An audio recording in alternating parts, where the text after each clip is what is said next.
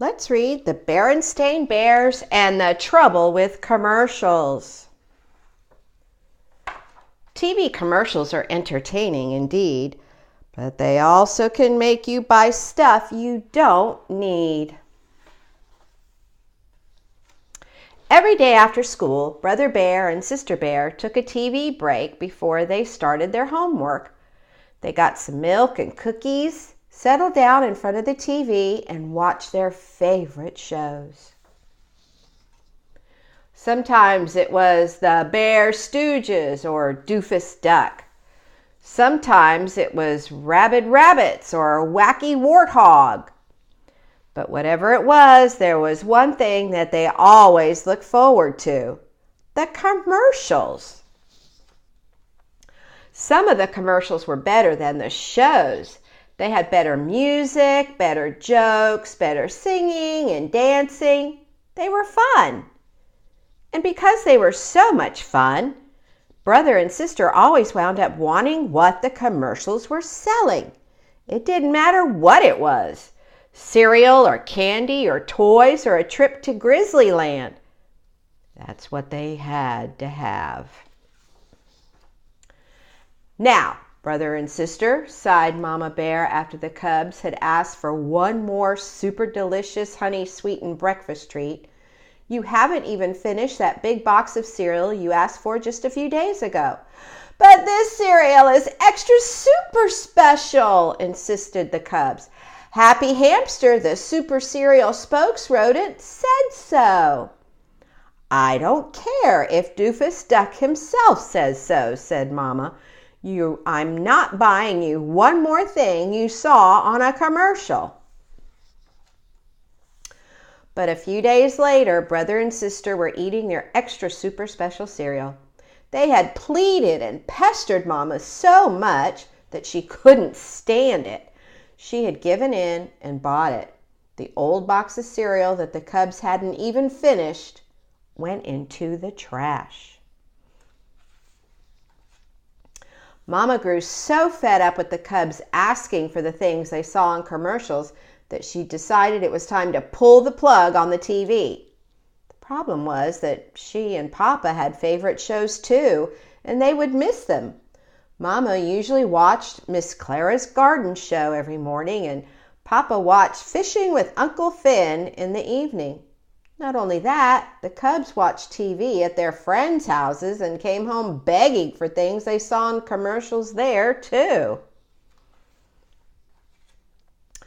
Mama was at her wits' end. Brother and Sister just don't seem to understand, she complained to Papa one day when she was watering her houseplants.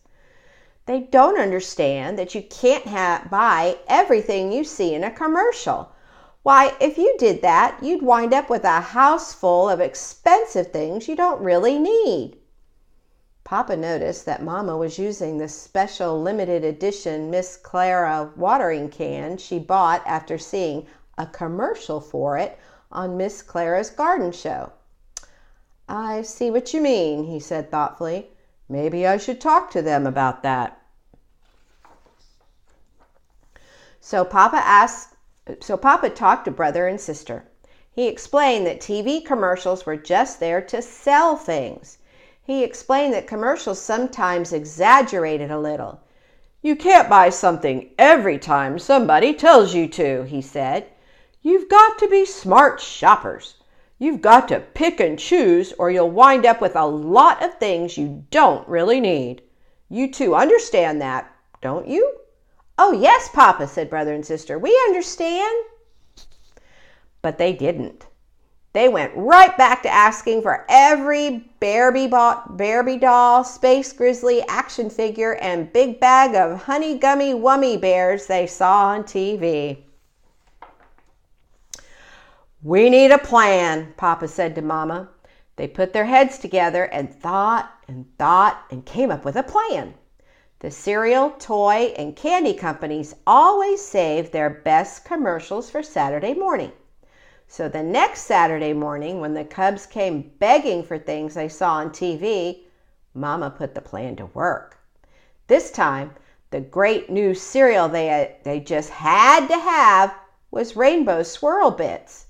The toys were banana invaders from outer space and lovey-dovey dolls, and the candy was super-duper sour suckers. Mama sat the cubs down on the sofa away from the TV and said, "Now listen carefully." "We're listening," said the cubs.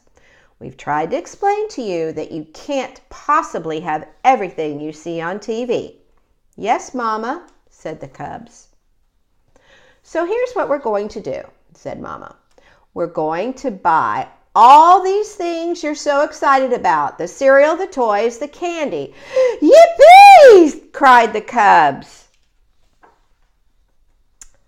"But," and it's a big but, said Mama, "you have to promise not to ever mention another commercial until you've eaten every single rainbow swirl bit, every single super duper sour sucker, and played with the banana invaders from outer space and lovey-dovey dolls for a whole month.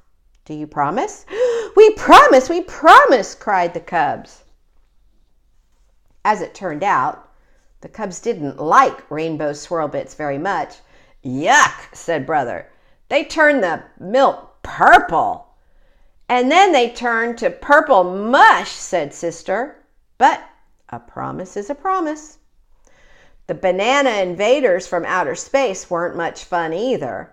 They were just plastic bananas with rocket guns, and there wasn't much you could do with them. And the lovey-dovey dolls had hair that you were supposed to comb, but it all came out. And the super-duper sour suckers were so sour, the cub's mouth puckered up so badly that they could hardly speak. But a promise was a promise. Mom and Papa's plan worked.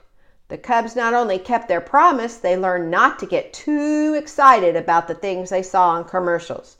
But as it happened, not everybody learned the lesson. One evening, Papa was watching his favorite show, Fishing with Uncle Finn, when a commercial came on. It was for Uncle Finn's guaranteed magic light fishing lure. "Did you see that?" cried Papa. "It lights up, and it's guaranteed to catch fish." "But Papa," said Brother, "how do you know it will do all those things?" "Well, gee," said Papa. "Do you think Uncle Finn would lie?" "No," said Sister, "but he might just exaggerate a little." Said Papa. He liked Uncle Finn a lot and watched the rest of the show, but he had second thoughts about buying Uncle Finn's guaranteed magic light fishing lure. The end.